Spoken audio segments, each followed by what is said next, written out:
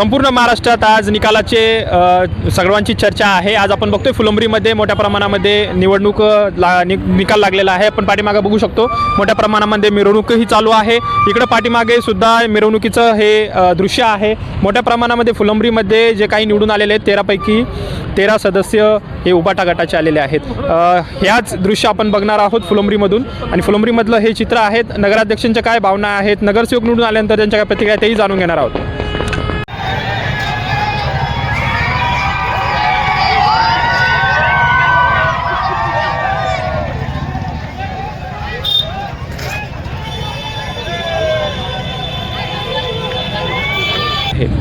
काय भावना आहे?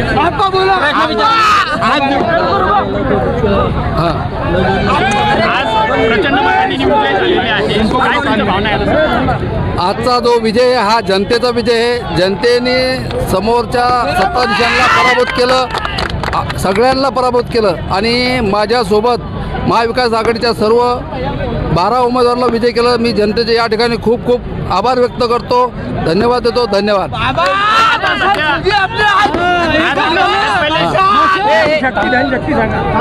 आणि ही जी निवडणूक होती, ही निवडणूक धनशक्ती विरुद्ध जनशक्ती होती।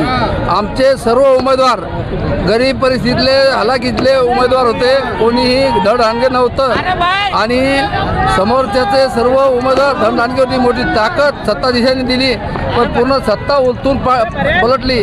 मागच्या वर्षी जे 190 मागच्या वेळेस जे मताने आम्ही पराभूत झालो, जनतेने त्याचा वचपा काढला। मी जनतेचे खूप या ठिकाणी आभार व्यक्त करतो। धन्यवाद।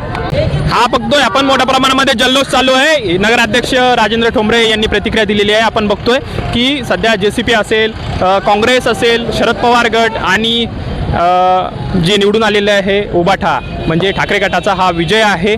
मोठ्या प्रमाणामध्ये धनशक्ती विरुद्ध सामान्य लोकांची ही लढाई होती आणि त्याच्यात सामान्य विजय झालेले आहे अशी भावना नगराध्यक्षांनी व्यक्त केली आहे।